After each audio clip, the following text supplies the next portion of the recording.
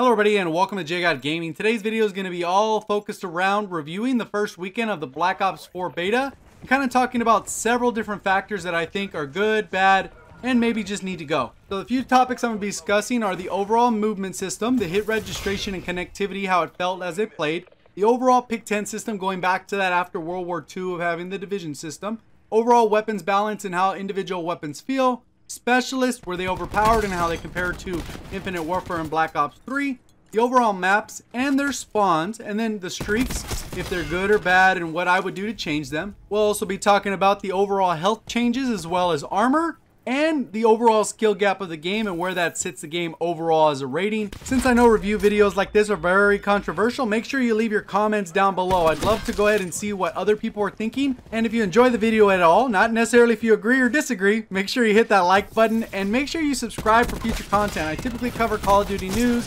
in-game updates, best class setups, subscriber breakdowns, and other tip and trick videos. So if any of that's the typical content you watch, probably subscribe with those notifications on. So let's go ahead and get into my opinions. Overall, I thought the movement was real nice and crisp. I think the way you can mantle and jump into buildings was really nice. I think the unlimited sprint is good to have. And overall, the movement just felt as clean as we've ever had in Call of Duty, which is really nice to see because it allowed for really fast gameplay, which is always a huge plus when it comes to Call of Duty. Personally, I felt like the hit registration in this game and the overall connectivity felt pretty good, especially for a beta. I've played a lot of Call of Duty and I've played Call of Duty for at least 10 years. I feel like Black Ops in general and Treyarch Studios has been on the lower end of hit registration, and you could actually play Black Ops 3 and realize that just the hit registration in the game is just not that good.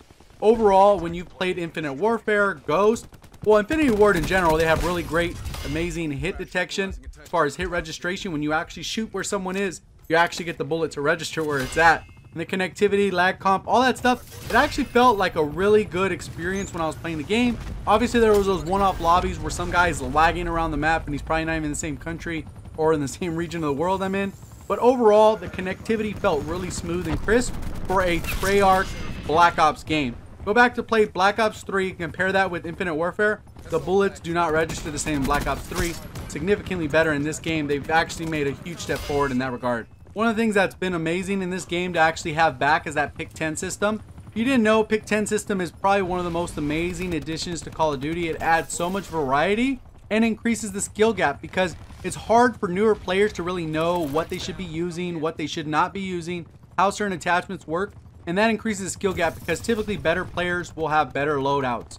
So for me personally, I think that it's a skill that you have to acquire. It's not one that you just pick up first day. You know exactly what the best class setups are. One cool thing that Treyarch actually did was they added the operator mods, which will allow you to make a weapon into another variant of itself, basically by adding a new mod that will change the weapon in some way, whether it's rapid fire or making a full auto into a 4-round burst. They've added different variables to actually change up the weapon completely, which is a nice little touch. The other thing, they added some wild cards that were unique to Call of Duty and allow you to run multiple perks of the actual same category, which hasn't been done before. So this is a nice change to the pick 10 system, allows for tons of creative freedom and increases that skill gap, which I'm a fan for. Next up is the weapons, and obviously right now in the early build of a beta, some of the weapons are a little imbalanced, overpowered some would say, and I think they're going to get reined in a little bit. Looking at the different notes that they put out, talking about the different weapon balancing, they wanted to make that first little MX9 to SMG that everyone started off with a very strong weapon, but they pushed it a little too far and they admitted that.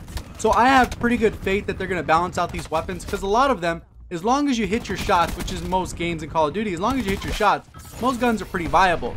But certain things will come and change, and we'll see how the second weekend goes. I'm not going to make a final determination necessarily on the weapons just yet, but overall I think they have really good potential to balance it out, especially with that changes to health and bullet damage and all that stuff. You get more variety in weapons, which maybe we've never seen before, especially with those introduction of those operator mods, which I already touched on. The next thing we're actually going to talk about is specialists. And personally in the game, I do not believe specialists should be in Call of Duty, but they are kind of here to stay in my opinion, just because of the success of actually bringing those in versus death streaks. In my opinion, they're kind of like death streaks since you don't really have to work for them and you just get them over time. And the real problem comes in with the lethal side of the specialist. There's some that will actually contribute to more kills, and I'm not really for that. I'm for actually giving your team more ammo or giving your team more score or lighting up the mini map so people can see with recon. I'm all for the support ones because the support ones seem pretty good.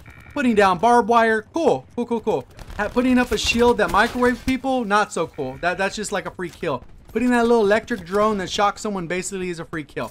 There's a lot of stuff in the game that's going to be free kills, especially when you put on the Annihilator and someone can wipe out 6-7 people. If they can land their shots, that's kind of overpowered, especially since they can kill you in an instant and you have to kill them in a slower time to kill. So overall, it's not what's best for Call of Duty. I understand why it's in the game. I understand why it'll probably stay. But personally, I'm 100% for Specialist as long as they can really be only support based. But that's just more of a pipe dream. That's not a reality. So we'll kind of see how that plays out. But for the most part, I'm not a fan of them, but they are here to stay. If you are enjoying the video so far, do remember to hit that like button and subscribe if you're enjoying what I have to say so far. Or go ahead and make sure you comment down below because there's still a lot of space down there. It's completely free to comment, voice your opinion, let me know your thoughts, and let's go ahead and get into maps and spawns. Personally, I think the maps were good. The spawns absolutely sucked, were atrocious. The spawn mechanics and the spawn dynamics are going to be fixed in my opinion, and I think they're actively working on ways to get it better because there were several times where literally I spawned in the person's crosshairs. And that's just not fair. Getting spawned and actually seeing the person character model spawn in front of you is just not fair. It's not balanced. And the overall spawn logic just does not work. And it allows for easy triple capping. I know several times we had A and B and then we'd go take C. And they'd keep spawning at C. Even when we overtook C, they wouldn't flip over to A. Which 99% of the time in every Call of Duty, if you take all triple caps, they're going to spawn on the opposite spawn that you just took last. So kind of ends up being kind of a weird dynamic. I think they'll fix this thing out and I will be able to do a spawn guide breaking down how to predict the spawns more effectively.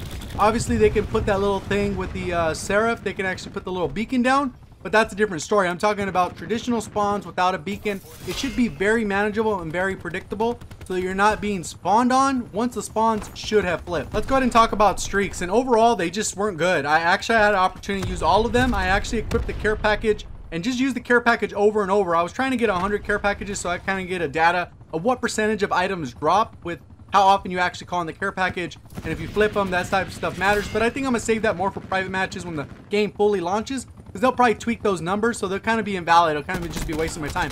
But overall, I did get a chance to try out all the streaks in the game, and I can honestly say all of them are not good. That being said, I think they're gonna do a lot of tweaks based off what they've said on Reddit. They are looking into it, and they should be buffing them mostly all across the board.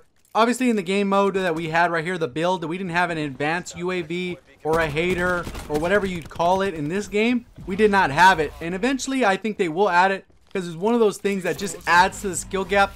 You earn it and then you know exactly where everyone's at on the map, and you can go on feeds, position yourself the right way, play smart. Basically the most useful thing in this game so far in the beta build was the UAV, because that allowed you to actually see where people are and you can get more kills easier.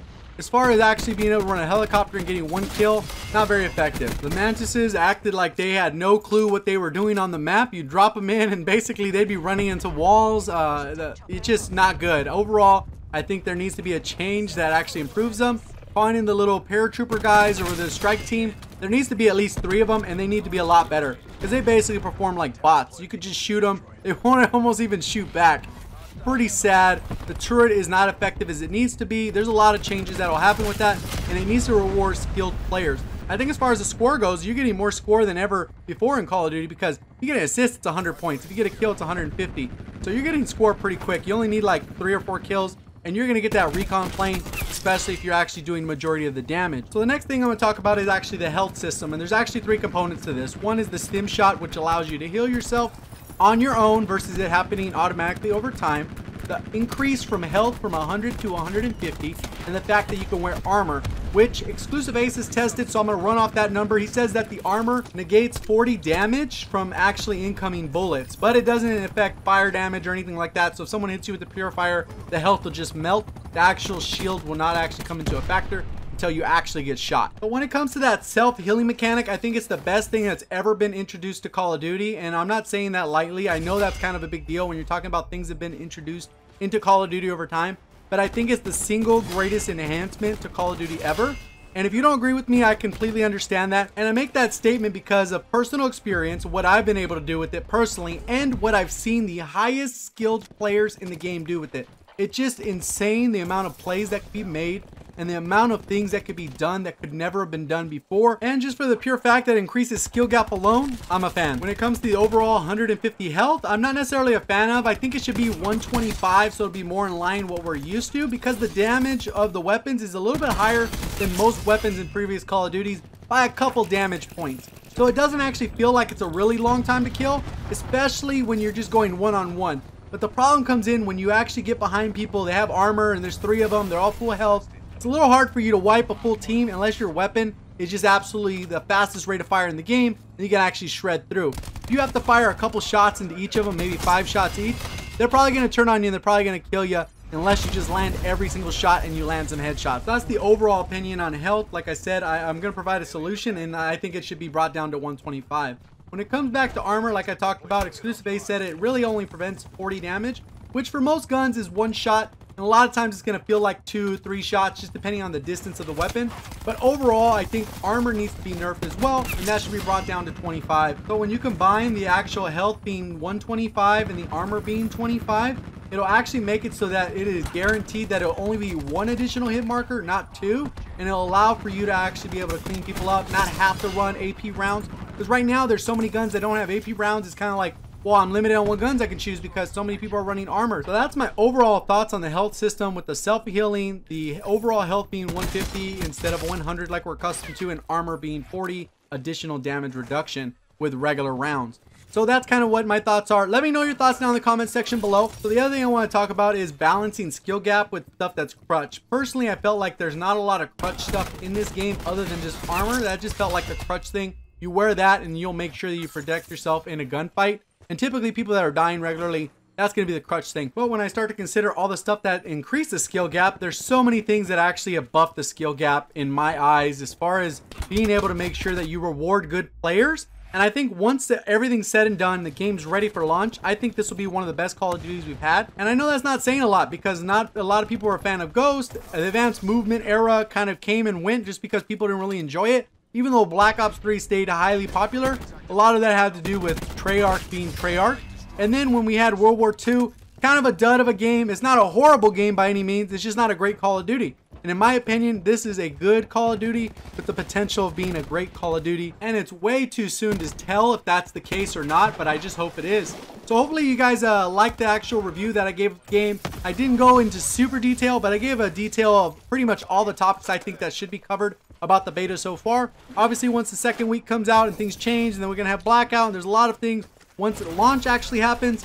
Overall, I'm liking the game. I like the direction it's going. I think it has a strong foundation, and I'm really excited for this year of Call of Duty. If you enjoyed the video, not necessarily if you agreed with it, remember to hit that like button. Make sure you subscribe for future content. Thank you guys for watching. As always, have a great day.